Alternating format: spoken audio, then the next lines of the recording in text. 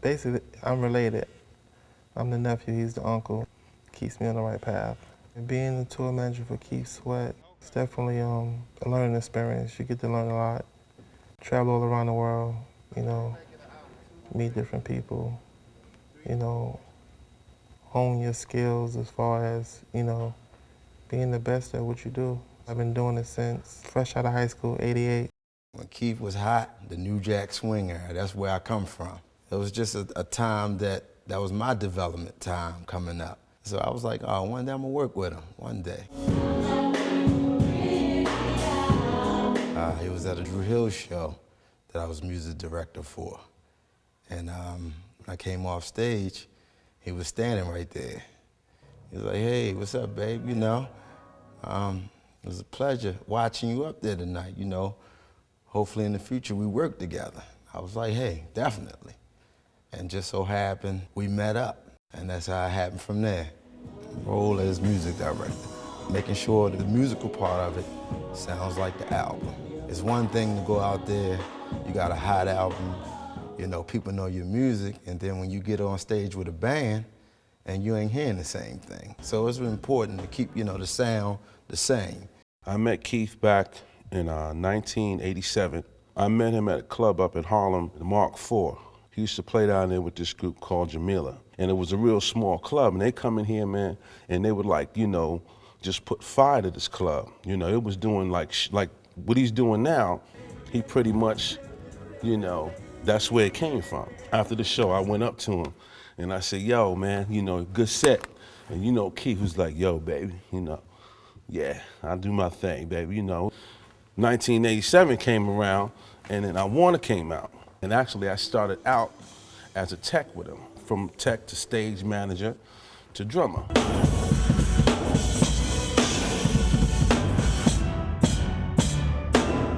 So I pretty much been down with him for a minute, man. As a producer, I'm just enjoying life right about now. So I'm jamming with you for a minute, and then when you start taking off with the "Don't let it be a dream, man," I'm back over here with you. We used to compete against each other. You and Keith? I was in another band called Total Climax, and he was with Jamila, and we won. So Keith was always like, yo, that little kid is nice, blah, blah, blah. He didn't know he lived 3 blocks away from me. He said, yo, man, you need to give me some of the beats you got. I'll write to it. I remember me and Ted shooting dice. We hit these kids up for a bunch of money while we were shooting dice. We used to just gamble every day. And one time we gambled, and we took everybody's money. After we won the money, me and Ted said, yo, let's go do this record. So we ended up writing, just got paid Friday night. Ted's still doing what he do, I still do what I do. And as you see the Sweat Hotel, we just brought it all back together. I actually been knowing Keith for over 8 years because I was presently working with New Edition. And we've been touring with Keith since back in the day. Keith was familiar with me from working with them.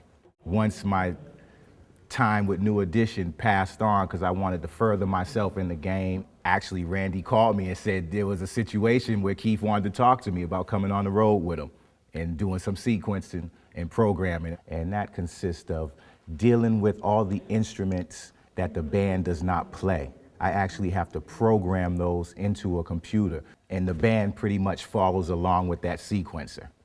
My title is a keyboardist. I play keyboards.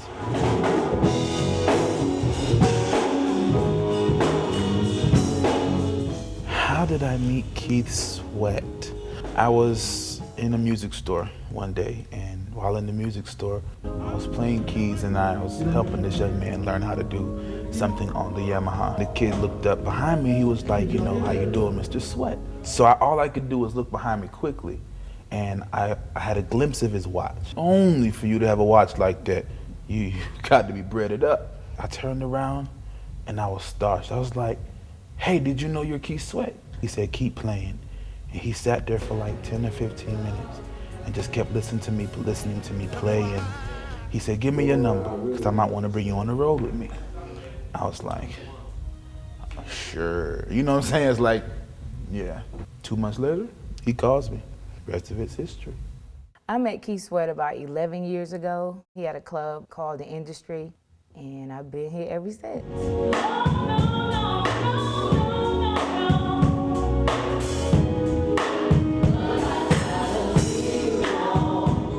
A day in the life of touring with Keith is interesting. Sometimes sound check could be 5 minutes, it could be 5 hours. And sometimes I'm singing by myself. I may be with 2 or 3 other people, but it's something that I've been doing with him for a while, and I look forward, you know, every week. We tour, he tours a lot, you know, just constantly. From Keith, the most powerfulest thing that I've gotten from him is how to stay true to the game. Don't change who you are. You know, don't change what you truly are, man. Keep them seeing that. You know, keep yourself business-minded. Be humble, but just keep your eyes on the game. That's what he showed me. Several things I asked before I started working with him. I said, you know, I call him Doc. I said, I want to learn everything that you know. I want to take the good and the bad, and I want to process it, and I want to learn it. Oh, I learned a lot of things from Keith. He actually gave me my first opportunity to sing lead. And it was really amazing because the times we rehearsed, I only did it from the background. And I remember the first day of the show, it was in this big arena with New Edition and Blackstreet. And he was like, Michi, you know you're gonna have to come from the mic. And I was like, oh my goodness, they're gonna throw tomatoes at me. No one knew me from a can of paint. What he's shown me in this business, that is definitely consistency, hard work, pays off. You put in 100%, you're definitely gonna get 100%.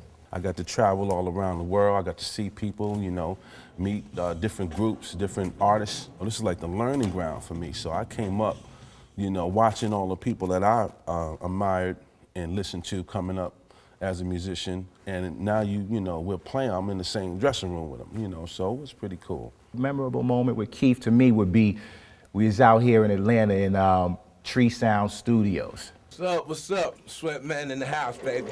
That was the first time I had the opportunity to be in the studio with him to see how he puts together his music, and I seen right then and there, that's why he is who he is. I had that opportunity to see that man write hits. Memorable moment right there, because that's business, and that's what I'm on. Keith Sweat is a songwriter. Speak for itself. Been around 20-something years. What more can I say? He's still here. Sometimes I hear a record, a song on the radio, and I'm like, that song sounds real familiar, but it would have been a song that I've written, and that's a blessing to me. That's definitely a blessing to me. When you hear his albums or his songs, out of 10 songs or 11 songs, you're gonna be able to relate to something that he's talked about on record. You're definitely gonna get something out of it. It's like, you know, food for thought. He has real music, things that you can relate to, younger, older people. A lot of times we're in the airport or in the mall and 10-year-olds and 9-year-olds come up and they know who he is. And it's amazing because when he first started, they were not born. But his music is real, it has substance to it, and it's something that everyone can relate to. He's a good songwriter. I mean, look what he came out with. I Wanna, Don't Stop Your Love. First of all, you gotta have a love for this. You just can't, you know, the reason why these artists write these hits is because they love what they do. Keith says something a lot. He says, well, what do people make love to nowadays? What we have on the radio now isn't real R&B.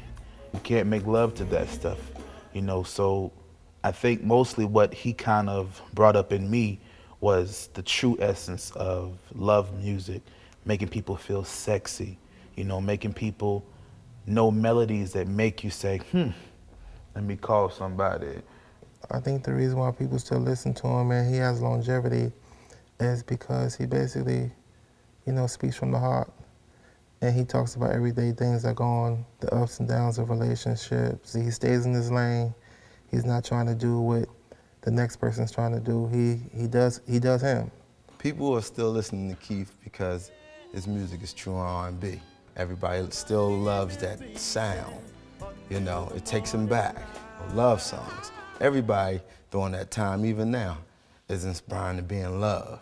I think people still listen to Keith because people are still making love. Him and Teddy Riley, they pretty much switched the whole game.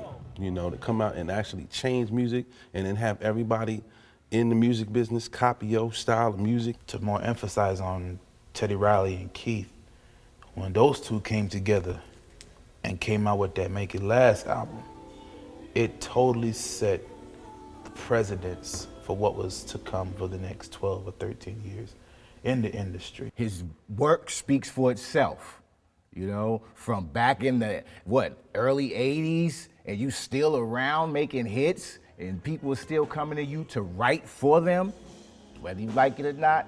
You dope, son. He's very talented, and I think it's the second life for him. He's coming back around, you know. Well, he's been around for so long, and he has stability in what he's been doing, as well as longevity. There's a lot of young singers that's coming out now. You know, when they see him, they say, "Oh man, they go Keith Sweat." You know, they always give him respect because he pretty much put that thing together for our era, because other people did it before him. You know what I'm saying? And that was his time. One of the most memorable moments, or should I say scary moments, was a month ago. We were on this little plane. We went to South America. We was flying to Suriname. We got there, something happened. Pretty much we had to stay in the airport and wait for another plane to come. They're sending a jet for us or something, a private jet. So this little plane comes, like this, you know, just like a one-engine plane. And a little small plane. A little propeller plane. It was like big as your car. They took our luggage and had to put it in the front to like distribute the weight. So we got on the plane, man. We had been up in the air for like an hour, and all of a sudden the plane it was like somebody was shaking it. I turned around and everybody had their eyes closed, like, you know, like they were asleep. But inside, I knew everybody was shaking. And we were scared. Everyone over the plane was praying, and that was really crazy. It changed our whole attitudes for the whole day. Everybody was being nice. We landed in the airport, but the airport was like somebody's barn. I mean, the biggest to the smallest, we were scared. The next thing you know, the plane comes down. We start seeing chickens in people's houses, and we land in this person's backyard, man. So that's pretty much like one of the scariest moments, you know, that I've had with him. Just traveling was, you know, going to these different places was really cool. The Sweat Hotel was a genius idea Keith had. I remember one day we were riding in the car and he thought, I'm gonna name my album Sweat Hotel. We had a talk with Keith, you know, my partner, producer, Amy Bolton Curley was the one that suggested to Keith, hey, why don't we take your Sweat Hotel new CD idea and let's do a DVD. You've never done a DVD before. Let's go ahead and do one. The Sweat Hotel and the Sweat Project is very near and very dear to me because I think it's time that Keith has a recollection of his career. There were some challenges that we had to deal with in the beginning. Like when Keith and his band had to do a gig up in Hartford, Connecticut, and there was a blizzard and they got snowed in. All those people that ain't going to the show tomorrow, I see y'all Sunday if I don't get caught in that snowstorm. A day before the concert, the airport still closed. Amy contacted the vice president of Amtrak and told them that Keith Sweat and his band needed to get back here to Atlanta for a concert. And she was like, you know what, I love Keith Sweat. I will call the train and tell them to hold the train for Keith and his band. That's one of the many challenges that we've had to deal with. It was really exciting watching that come to, you know, someone having a thought in their head and it actually coming to real life. Our plan is a hot set. The set was set like a hotel and it was amazing. Fantastic stage coordination, fantastic lights, incredible camera angles. And I never thought that they could make a stage, you know, something come to life. The sofas, everything, a bar, everything that a hotel has in it. High energy performances from the artists and of course the most important thing is the energy from the audience.